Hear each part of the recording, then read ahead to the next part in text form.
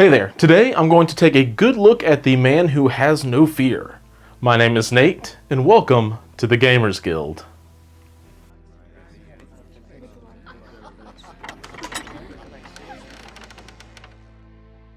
While I am excited to dive into the Devil of Hell's Kitchen, I do want to very quickly address that I am fully aware that Daredevil's character card was revealed alongside Bullseye, which makes sense with them being released in the same box.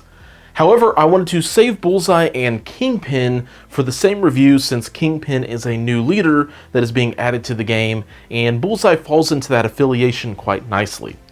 So while that review is coming up, I really wanted to talk about Daredevil. So with that said, he has the alter ego of Matt Murdock, he has 5 stamina, moves long, is size 2, and has a threat rating of 4. His defenses are 3s across the board, and then he has a variety of physical attacks. The first is his normal strike. It has a range of 2, strength of 5, and a power cost of 0. It will gain him power equal to the damage dealt, and additionally on a wild, Double D will get to stun the target character. Then he has a baton hook attack. It has a range of 4, strength of 4, and a power cost of 0. And the nice thing about this attack is that it does get to ignore line of sight and cover, and additionally on a wild, it can push a size 2 or less character towards Daredevil, which is a bit unique. Then he has possibly one of the craziest big attacks in the game if everything gets lined up correctly. Devil's Deliverance is an area attack with a range of 2, strength of 2, and a cost of 5. The crazy part though is this. This attack adds 2 dice for each of its attack rolls for each non-dazed enemy character within range 2 of this character when this attack was chosen.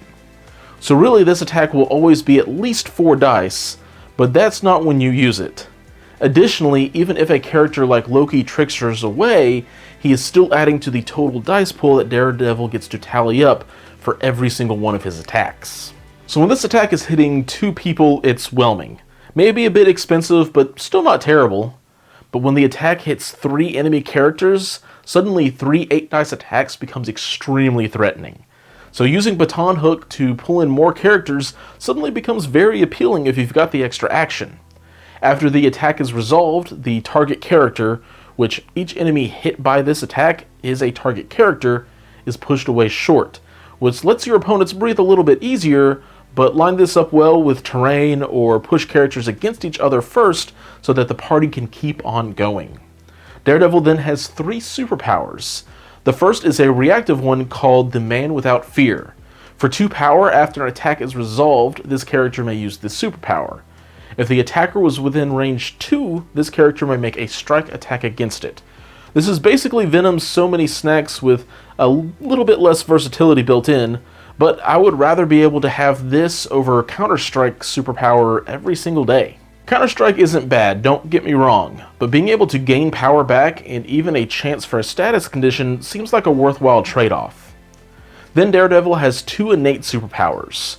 The first is Radar Sense, which allows Daredevil to count blanks in his defense rolls to the total successes as long as it is a physical or energy attack, which is an extremely strong ability in case you haven't played with or against Black Panther recently. Then finally he has Wall Crawler. But things get really interesting on his backside. His stamina goes up to 6, which is nice, but more importantly he loses his Man Without Fear reactive superpower and gains the Devil of Hell's Kitchen. This is an active superpower that costs 2 power and allows Daredevil to immediately perform an attack with a power cost of 0 against an enemy character within range 2. After the attack is resolved, if the roll contained a failure, Daredevil will suffer 1 damage. This superpower can only be used once per turn, which is probably for the best because he would certainly become broken in the Cabal otherwise. Daredevil's kit is very similar to that of Black Panther's.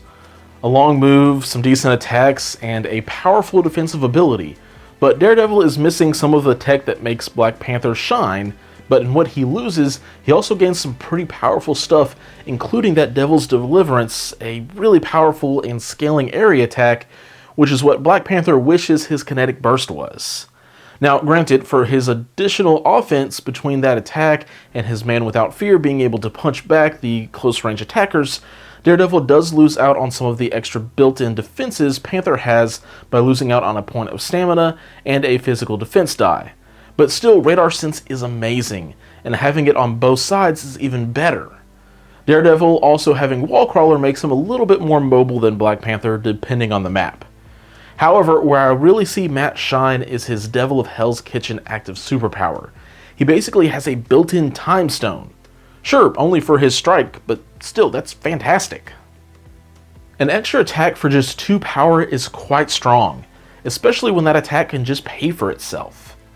Although I have to say, I can't see the use of Baton Hook being used with Devil of Hell's Kitchen, since the target has to be within range 2, and there is not a lot of wiggle room for the push/pull effect to be useful.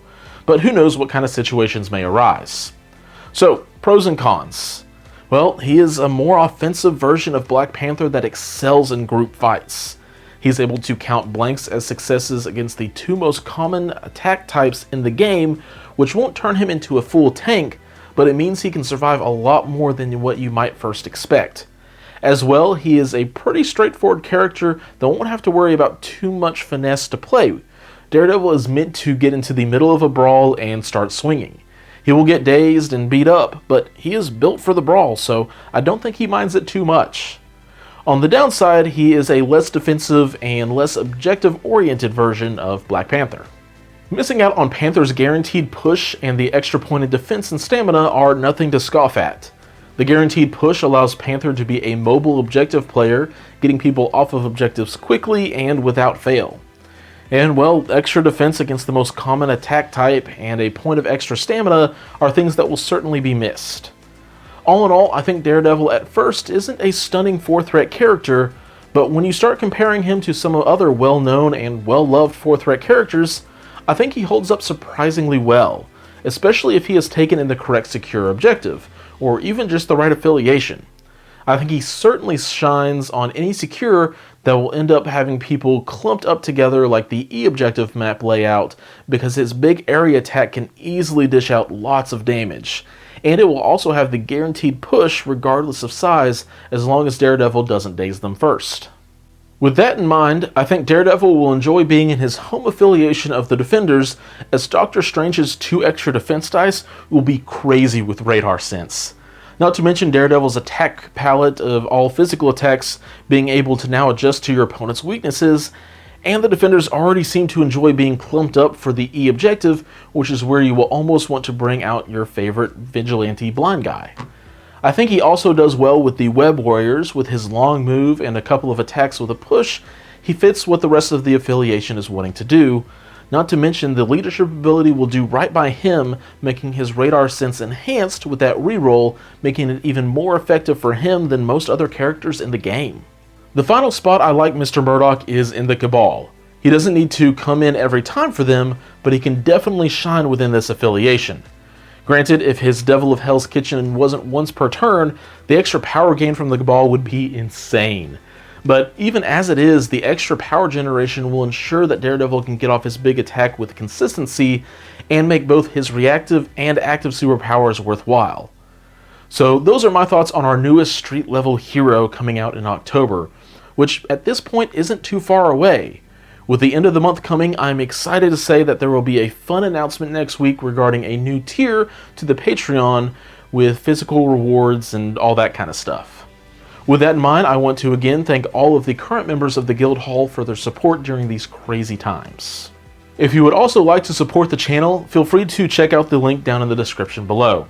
And as usual, I will also have links to my Facebook page and my email address in case you have any questions about the game or anything else. As always, thank you all for watching, and until next time, keep on gaming.